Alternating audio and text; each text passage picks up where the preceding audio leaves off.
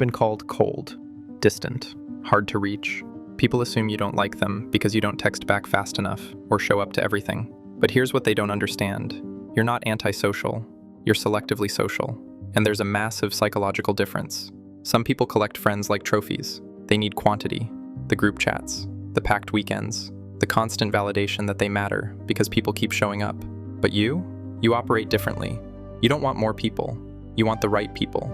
And when nobody fits, you'd rather be alone than surrounded by connections that feel hollow. Psychology calls this high-quality social preference. Your brain doesn't crave constant interaction, it craves meaningful interaction.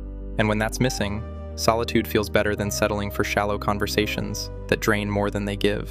Here's what most people get wrong about you. They think you're lonely. You're not. Loneliness is sitting in a crowded room feeling invisible. Loneliness is laughing at jokes you don't find funny just to belong. Loneliness is performing a version of yourself that strangers expect to see. You left that room. That's not isolation. That's intelligence.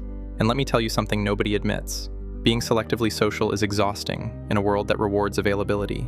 Everyone expects instant replies, constant presence, open calendars, but your energy is limited. And you learned the hard way that giving it to the wrong people leaves nothing for yourself. So you built walls, not because you're broken, but because you finally understood what you're worth. Here's the uncomfortable part. Some people call you selectively social, when really they're just afraid. Afraid of rejection, afraid of getting close, afraid that if someone truly knew them, they'd leave. And hiding behind, "I prefer being alone," becomes armor for wounds that never healed.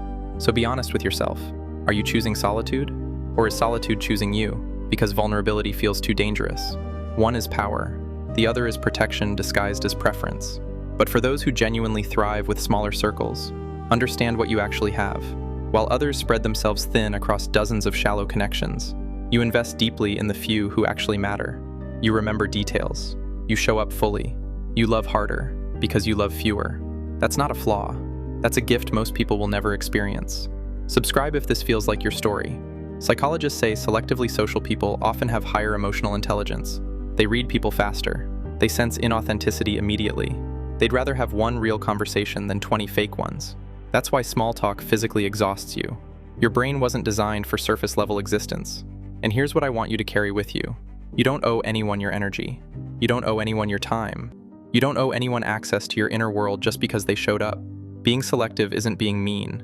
It's being protective of the peace you worked hard to build. So if you've ever felt guilty for not wanting to go, for not texting back, for not being available enough for people who barely know your middle name, release that guilt today. You're not broken. You're not cold. You're not too much or too little. You're just someone who finally understood that being alone and being lonely are completely different experiences. Tell me below, are you selectively social, or are you still trying to convince yourself that you like everyone?